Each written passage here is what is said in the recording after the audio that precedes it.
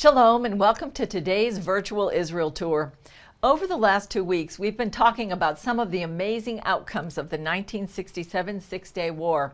Today, we want to show you a prophetic shift that occurred when the Temple Mount came back into Jewish hands, opening the door to the building of the third Jewish temple. Some called it a kiss from heaven. On June 7, 1967, Israeli Brigade Commander Mothe Gur made an announcement the Jews had waited to hear for some 2,000 years. Retaking this ground was important for a number of reasons. For one, it's where King Solomon built the first Jewish temple. After the Babylonians destroyed it, Zerubbabel laid the foundation stone for a second temple that was later expanded by King Herod. It fell at the hands of the Romans in 70 A.D. When Commander Gur declared that the Temple Mount was back in Jewish hands, it rekindled hope for a long-awaited Third Temple. The Six-Day War was a miracle of biblical proportions and was a cataclysmic opening of a new era for Israel and for the whole world. Rabbi Chaim Richman of the Temple Institute is dedicated to rebuilding the Jewish temple. He sees the time since the Six-Day War as a prophetic shift. It would be hard, I think, not to see what's happened in the past 50 years as a tremendous jumpstart, a tremendous fast forward. It's more than prophetic. It's like a kiss from heaven, you know, it's like a divine kiss. It's an intimate brush with the reality of God's compassion and love, and He keeps His promises. The Institute shares a key connection to the battle for Jerusalem. Its founder, Rabbi Yisrael Ariel, served with the 55th Paratrooper Brigade that captured the Temple Mount. After the victory, a Jordanian guide gave them a remarkable tour.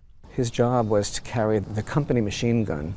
There's a very beautiful photograph of that. He actually, the first night of the liberation of Jerusalem, he was given the task of guarding over the spot of the Dome of the Rock, which of course we believe is the Holy of Holies. The story, though, that he told us is that the soldiers were on the Temple Mount, and it was just like the first hour or so. And they were approached by a Jordanian fellow in Western dress who explained that he was the official tour guide for the Jordanian parliament, and he offered to take the soldiers and show them the sights on the Temple Mount. And he takes the soldiers, you know, the rabbi there, and he says, well, this is exactly where the sanctuary stood. This is where the altar stood, and then this is where the menorah stood. It tells him all these things about the history of the Holy Temple. Finally, the rabbi asked him, why are you telling us all this?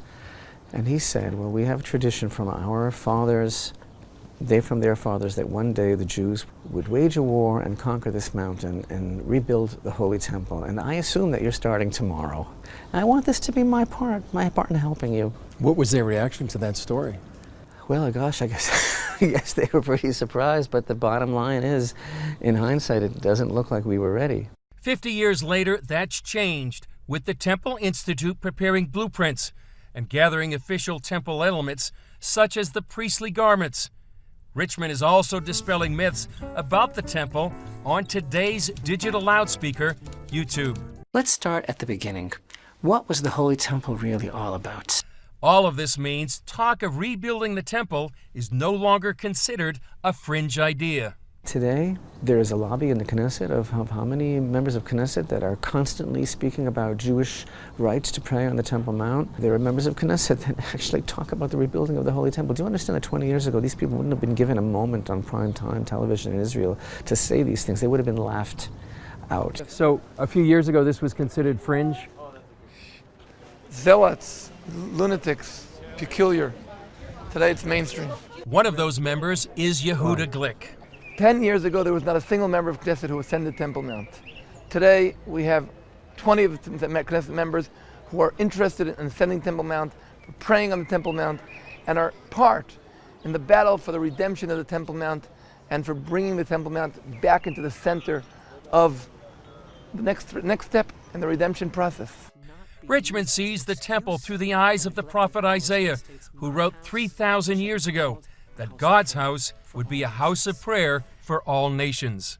It means basically that there's a God in the world and that the best is yet to come, and that we are so connected to Him and to each other and to that purpose and to all humanity. And it's just a wonderful privilege to be here with you today, to be looking out over Jerusalem and to realize that we're living in probably the most important time in history. If you believe in the God of Israel and you see His hand on His people and you understand the tremendous changes that have gone on over the years, you see that the one who brought us this far isn't finished and will keep His promises.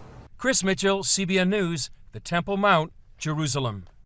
If you'd like to know more about the Six-Day War, this pivotal and many say prophetic time in Israel's history, CBN Documentaries produced a docudrama called In Our Hands, The Battle for Jerusalem.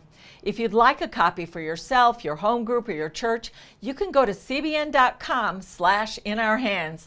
Tomorrow, the Ark of the Covenant that traveled with the children of Israel through the desert on their journey to the Promised Land. We'll take a look at where some believe the missing ark might be.